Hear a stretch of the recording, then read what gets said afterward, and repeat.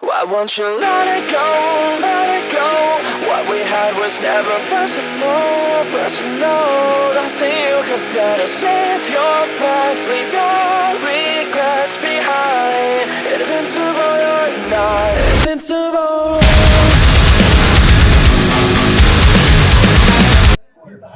What's up, guys? Cody with Approach and Caution Podcast, and I have the absolute honor of standing here with Felissa Rose. I have the honor of standing here with Cody. How are you?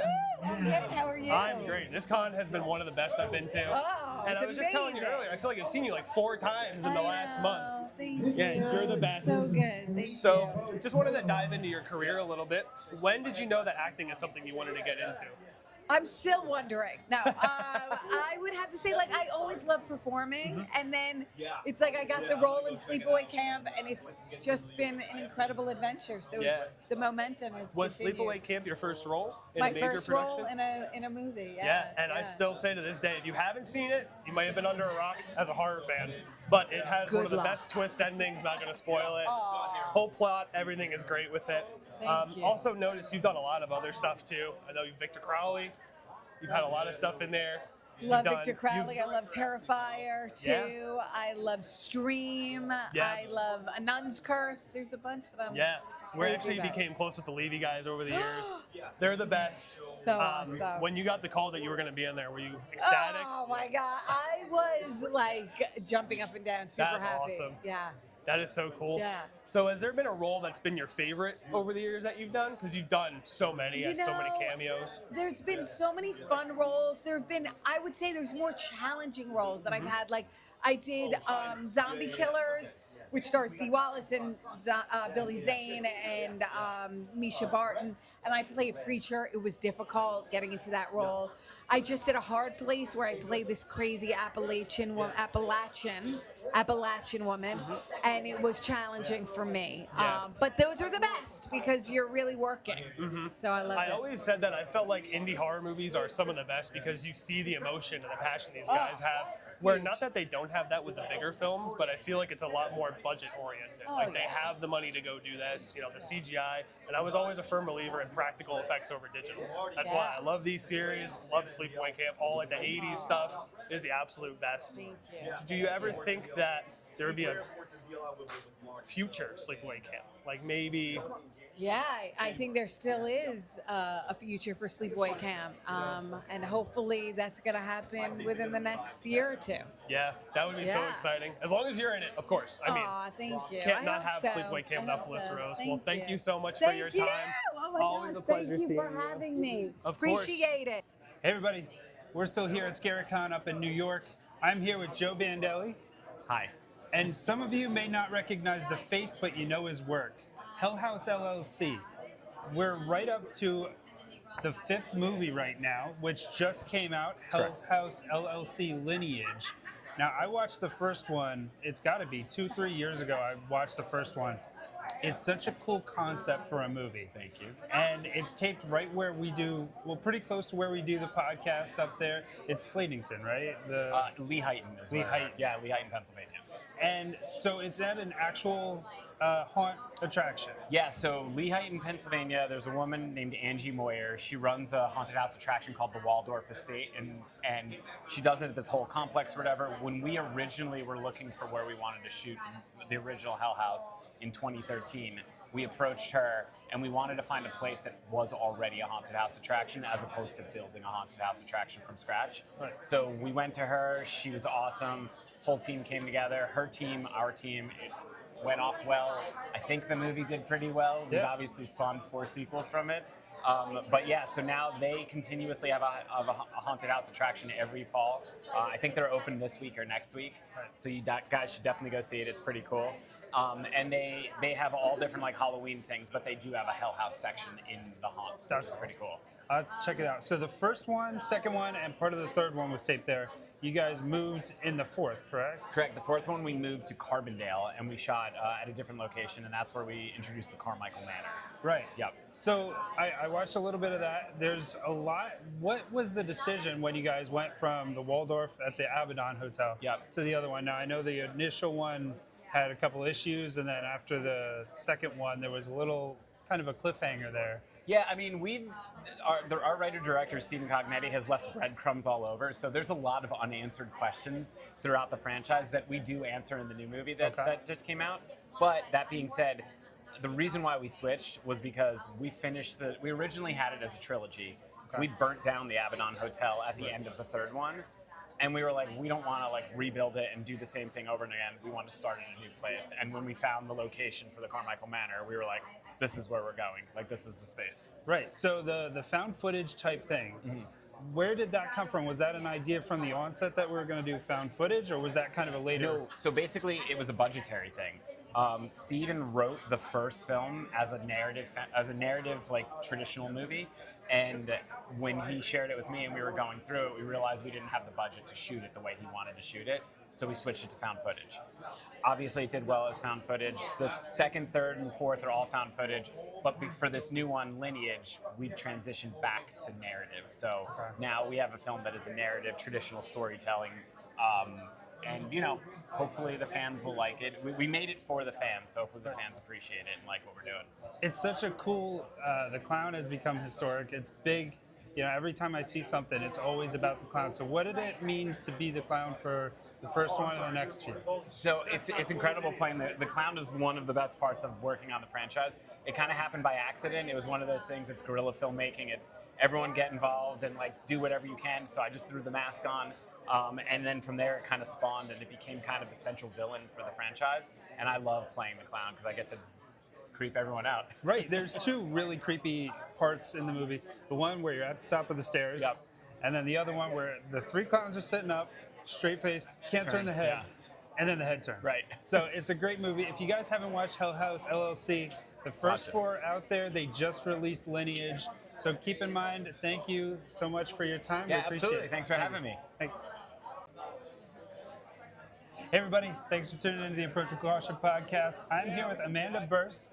Some of you may know her as Darcy. Marcy Darcy. Marcy Rhodes Darcy. Marcy Rhodes yes, Darcy. I had two husbands on the show. Right. Yes. So most of you know her. Everybody's grown up and watched you. You're an icon in comedy. Married with Children is one of the best sitcoms I've ever seen. It's an incredible show. So what was it like going through that? Now you were there for a long time for the show. How was that?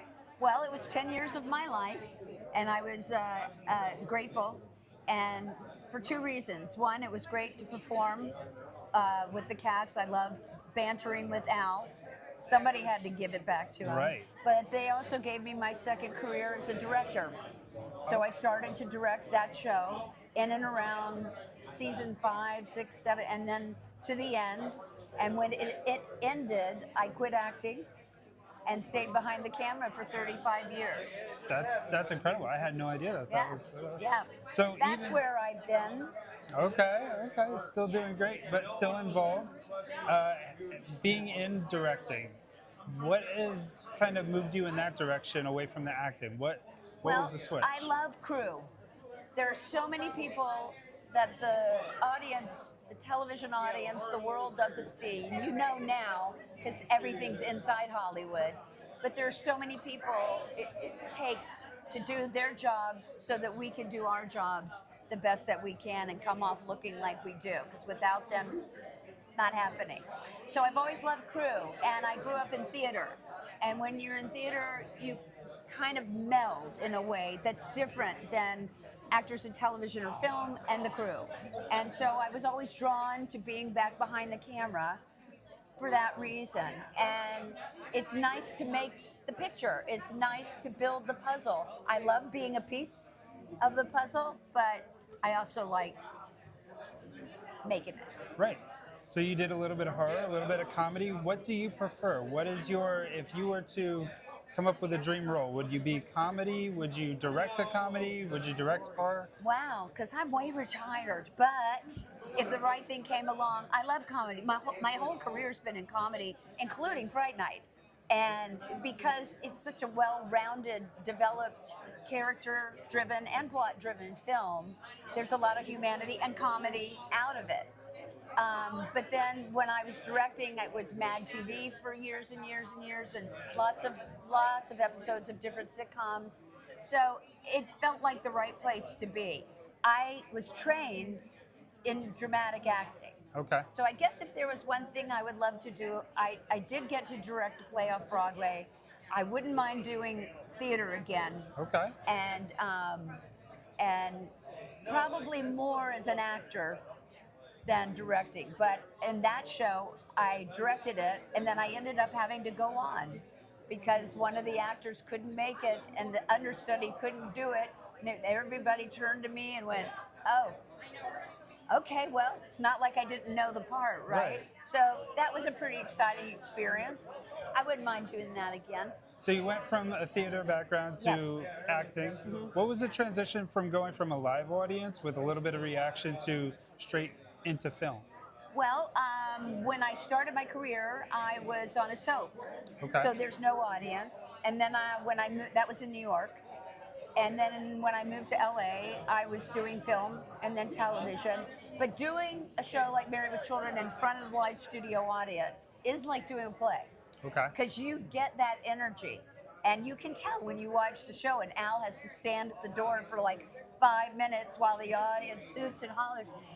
And that infuses the whole thing. It lifts it up. So playing in front of live audience, I prefer, definitely. Yeah. It's scary. It's a little more vulnerable, but I think it's worth it. All right. Sounds good. Well, thank you so much My for pleasure, taking the honey. time. Thank you so much. Thank you. See ya. Okay, what's going on, guys? Cody with Approach Caution Podcast here, and I have the honor of sitting with Kailey. You may recognize her as Brooke from Terrifier 2 and 3. How are you? I'm great. How are you? Not too bad. How was your first weekend at the convention? Oh, it was awesome. I'm having a great time here. That's Day awesome. 2. Is this your first one you've done to this caliber, or have you done bigger? I've done a couple. This is like a medium level. It's good. It's really solid. Like the first time the Levy boys are doing it, it's sick. Like the whole family. They're the best. Aren't they the best? They are the really best people ever. They're insane. They're the best. Yeah. Yeah, I've done a couple before, but this is a good one. That's awesome. So when you got the call or the pitch to be in Terrifier 2, did you know how big of a draw Terrifier itself was? Or did you go in already knowing about it? No clue? I knew nothing. That's awesome. Yeah, I auditioned for it, and then when he was going to give me the role, Damien called me and he was like, maybe you should watch the first one just to know what you're getting into. And I watched it and like thought I was in a fever dream. I've never seen anything like that. Yeah. And I was like, hell yeah, why not? That's awesome. Yep. So what was the hardest part about 2? Was it getting killed? Was it the makeup? What was the hardest part filming it? Being cold and sticky. Yeah, I Maybe. believe it. They told us horror stories that Catherine went through in the first one about being Catherine upside. had it way worse. Oh, for sure. Because Catherine had to be hung upside down by her ankles and use like her ab strength to get herself up. Right. Just being hung upside down. I did not have it that bad. It was in the middle of winter. It was very cold. You know, classically in slasher horror movies, you're not wearing all that much. Right. And you're just covered with blood. And to get off the ground, it's like peeling paint. You're like, oh, ouch. Yeah, that's almost like a follow-up to the next one. I remember when we went to see Terrifier 3, and then you came back as the ghost for Sienna, and I was like, that looks horrible, all the blood, because me and Haley were haunt actors at a haunt Dorney Park. Oh, that's so cool. So we know the feeling of the blood, all that stuff, the prosthetics, all that. Yeah. How much of a process was it getting all of that off? Getting it off? Right. It took like a couple weeks. Yeah, it's horrible. It gets like in your hair, It's it's the under your worst nail. feeling ever. You can do whatever you want. You're gonna find some fake blood somewhere. But it really only took like a half an hour. And they do it really well where it doesn't rip your skin. But after wearing it for 7 hours, you're like, Yeah, you just want to rip it you off. just want it off. Yeah. Yeah. So is horror something you'd like to stick with, or would you be open to doing like comedy roles, anything? Everything. Everything? That's Yeah. awesome. I know there's a lot I of love to people work. I know there's a lot of people that stick to like, I only do horror, or I only do that. No, but- this was, I love horror movies, but it was by no means my like intention to start off in horror movies. It was just like I did Terrifier and then I didn't think about it and I did other work for like 4 years until this came out, and then people were like, whoa. Yeah. I had no idea I was ever going to see the movie. I just thought I had a great time and moved on, and now I've been sort of like in this world because of how great they are and how much of a family it is. Yeah, so. and now they have the house at Horror Nights too. I know. Universal. It's so great Yeah. for them. We've known them for probably I think almost like 8 years now. All the Levy guys, Yeah. the nicest guys ever. So, what do you have coming up in the future that you can spill the tea on, or do you have to keep it kind of secret? Unfortunately, I never know what I get. It's not that I can't, it's that I'm afraid I sign something and in the contract, in the fine print, it's like Yeah, you the can't. super small so print. I usually just wait, but it's a lot of, I've been doing some independent film, which Yeah. is really great. That fills my soul up. Like, I love indie films. So that's been what I've been focusing on. I have a couple cool auditions, and I am filming something at the end of September that's like a horror movie with people I met at the convention circuit. Yeah. So that will probably be shown at conventions too, so that would be cool. That's awesome. Well, Yeah. thank you so much for your time. Oh, I really dude, appreciate of course. it. It's so nice Thank to you so meet much. you. What's going on, guys? Here at ScareCon, and I'm here with Brady. How are you? What's it like to be named after the greatest quarterback of all time?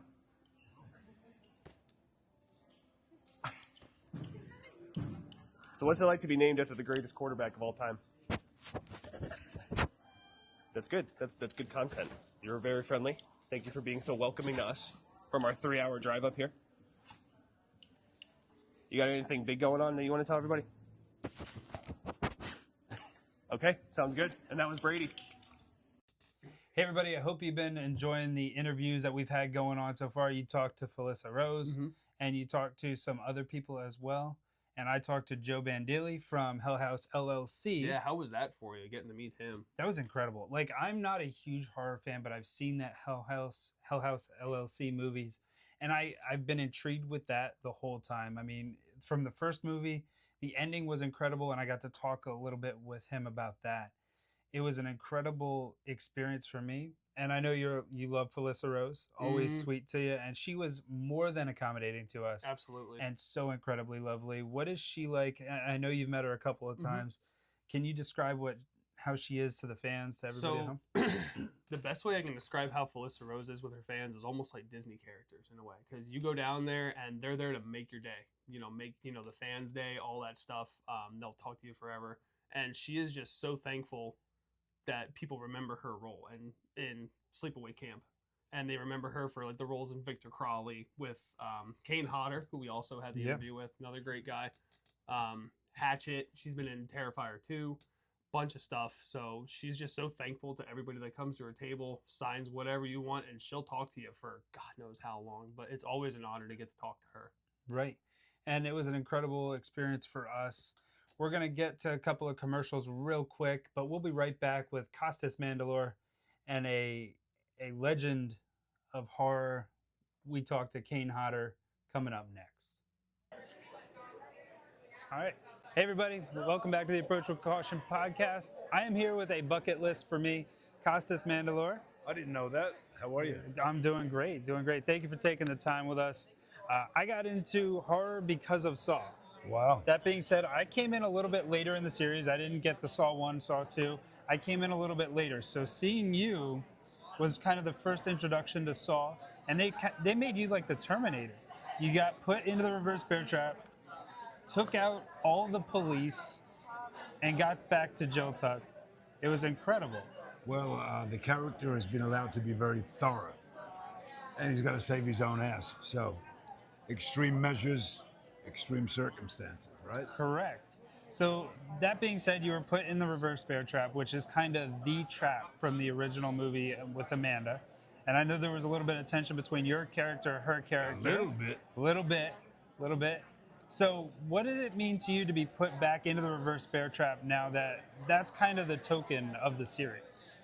Well, I think when you're doing a lot of this stuff, when it's done to you, it's quite offensive. Correct. So that's why I was so angry with her. Right. And all the discipline that he tried to teach me goes out the window, and she gets physical, hands-on treatment, and of course the famous trap. Correct. So being part of these movies, we waited all of Saw 10 to see you, and then we got a little bit of a hint during the movie, and then if you stayed long enough, you saw him in the post-credit scene. So it was nice to see you back in there. Thank you. That was something kept pretty under the belt, like nobody knew it was coming, which is incredible in this day and age. There's always spoilers, always leaks. Was that something you guys had planned for a long time, or was that just... No, it was all a surprise, but I do believe they made a great decision, and it was proven for the fans and their turnout to put the original team back together again. it's incredible seeing the three of you. Now it got a little bit farther from the track. The further it went down, I was a big fan of Spiral, Jigsaw, things like that. But when you guys were together, you, Tobin Bell, and Shawnee Smith, and we met Shawnee Smith recently. A lot of the people from Saw are incredible with the fans. There's a lot of videos of you talking to people. We're on a couple of Saw pages. They always have great things to say about you. Shawnee Smith, who played Amanda, Tobin Bell, Jigsaw. What is it about you guys who seem to appreciate the fans?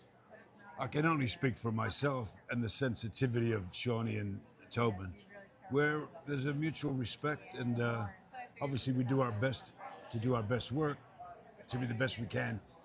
In a franchise, it's become iconic. And when we meet the people that watch it and fall in love with it, or have become part of the Saw family, great exchanges are magical. So I just think that Tobin and Shawnee are very respectful people, and we tend to have a good time with the fans. Perfect.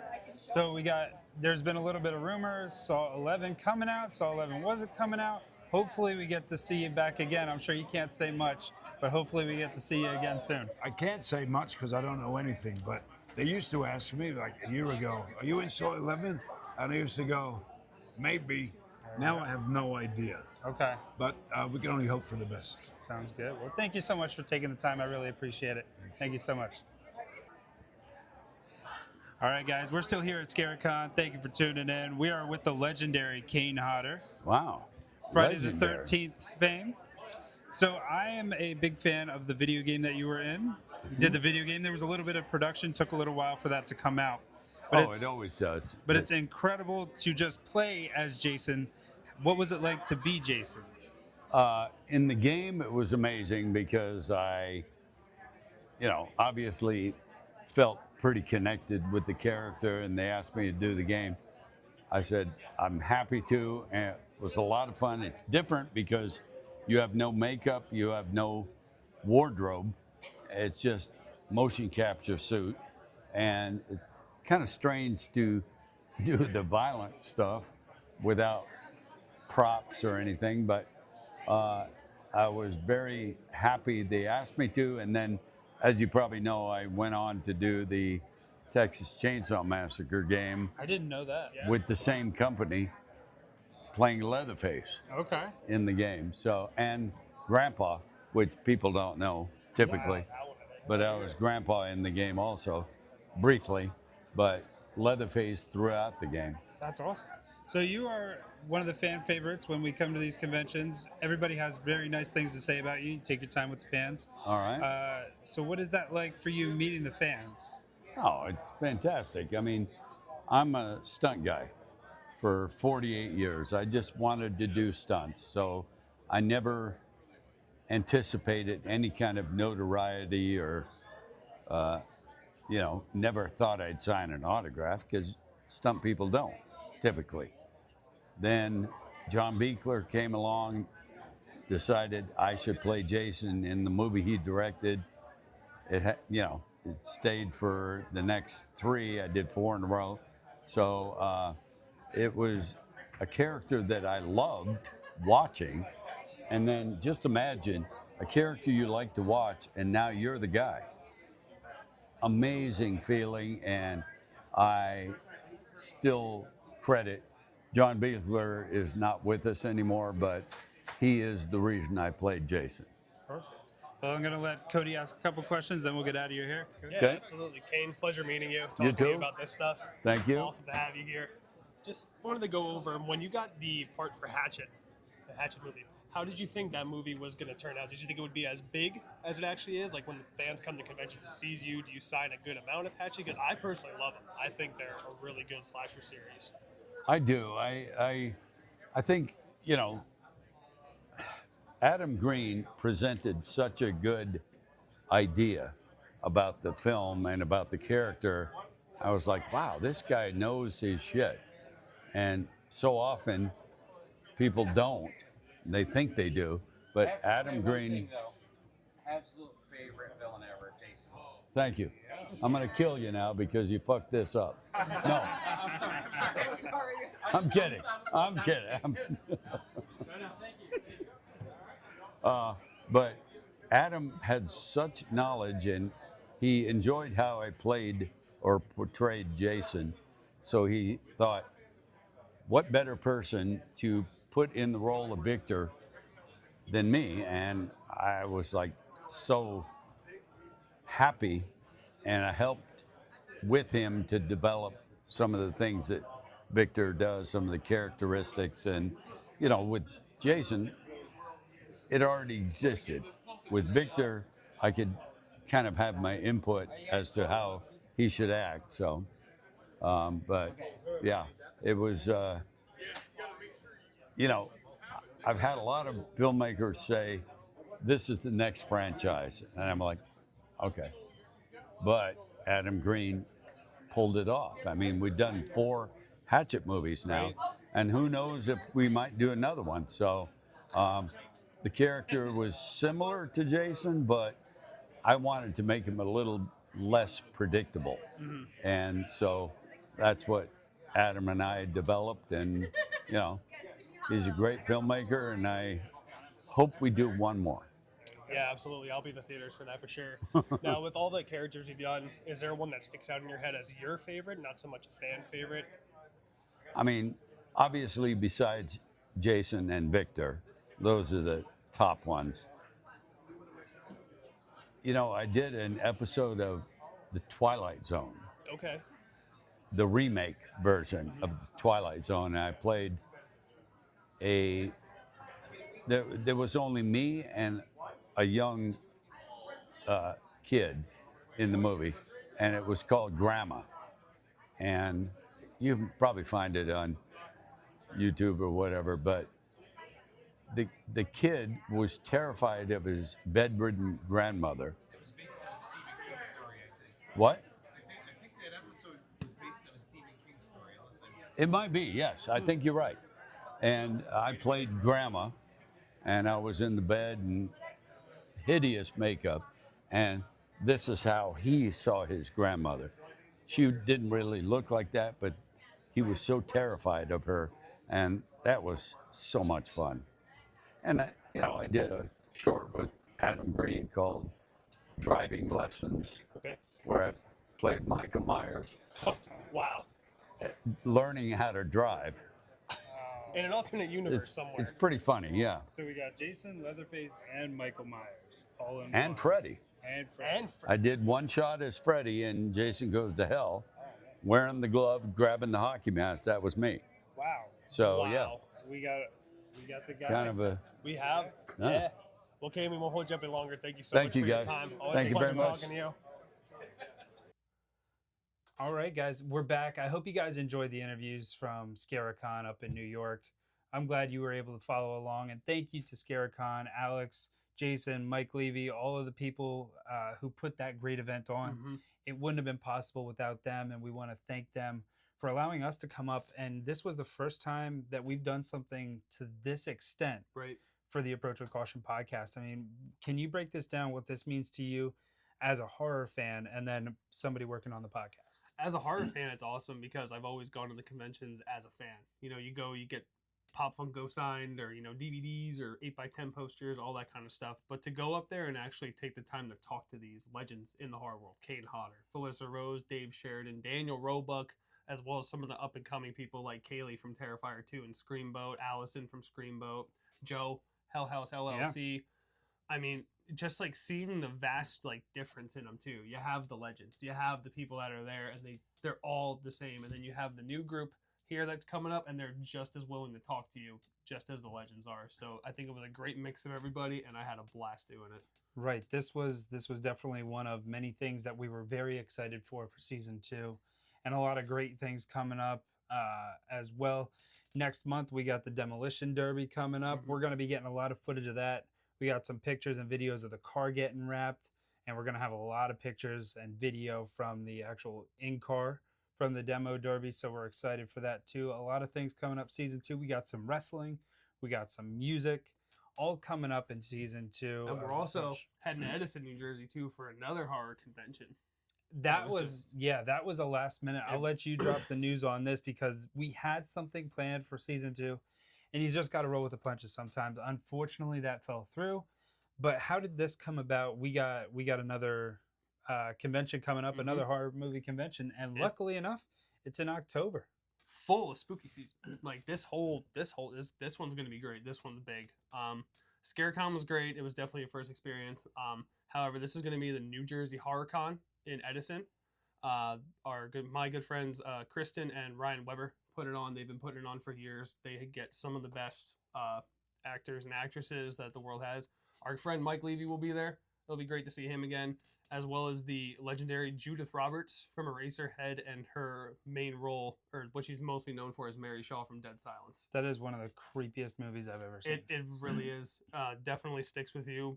And it's up there with one of the first ones I've seen that also got me into it, along with Sixth Sense, Hollow Man, stuff like that. So hopefully getting to talk to her will be incredible. Brittany Daniel from White Chicks is going to be there. Lachlan from White Chicks and Scary Movie is going to be there.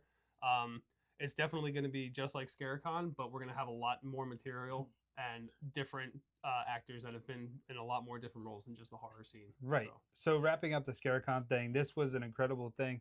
There were people going in that I was like, all right, well, I don't know so much about this person, and that's the great thing about having you with, because you were like, I got this. I know this person, and you know the run sheet. And I had my main person was going to be Costas. I wanted to talk to him a little bit about Saw. So going in, who were you most excited to see? Who were you hoping to get the most? Hoping to get the most out would probably be Daniel Roebuck. And I know he had such a busy schedule with the Santa Claus photo op, Terrifier panels, stream panels, all that stuff. Luckily, we went back Sunday and we were able to talk to him for a little bit, sign my stream poster. Dude's super nice. Fortunately, none of that was caught on camera, but do have a picture with him that's posted on my page. But out of all the interviews that we did, probably talking to Kane was the best. And I know that's going to be cliche because he's, Jason, like he's the most known. But how humbling and welcoming he was for us to come up and just talk to him for like 5-6 minutes. Yeah. It was incredible to me. He was incredible. And we actually waited in line for a while to get, because he made sure that everybody that paid for an autograph, paid for a picture, got their time, and was so nice to everybody. And you could tell he really appreciated it. And he had some great things to say for the fans out there. So we want to appreciate that and thank him for his time. Thank Felissa Rose, Costas Mandylor, everybody who gave us a couple minutes of their time. It was an honor for us, and definitely wasn't mandated that they do that. They took, the kindness of their heart to give us a couple of minutes. So we want to thank them all. But we're going to be wrapping it up here from ScareCon. We want to thank you all again for following along with us. We had such a great time at ScareCon, and hopefully we see you soon. ScareCon 2026. Yeah, I'm for it. All right. If you guys get it, if you build it, we'll come. We'll see you guys next year. Hopefully, we'll see you soon again from another convention. And if you want to book the Approach with Caution podcast, reach out to us, approachwithcautionpod@gmail.com. Cody, Alex, and myself will be more than happy to come on out. And we love doing this. We love taking this on the road. So we want to thank the Denim and Diamonds brand. We were just there. We want to thank ScareCon. We want to thank the New Jersey Horror Con, Demolition Derby. There's so many great things coming up for us. And this is just the start. Hopefully we'll see you guys soon, and we could keep this show on the road for a long, long time yet. We'll see you guys next week. Thank you for tuning in. Why won't you let it go, let it go? What we had was never personal, personal. Nothing you could better save your breath, leave your regrets behind. Invincible you're not, invincible.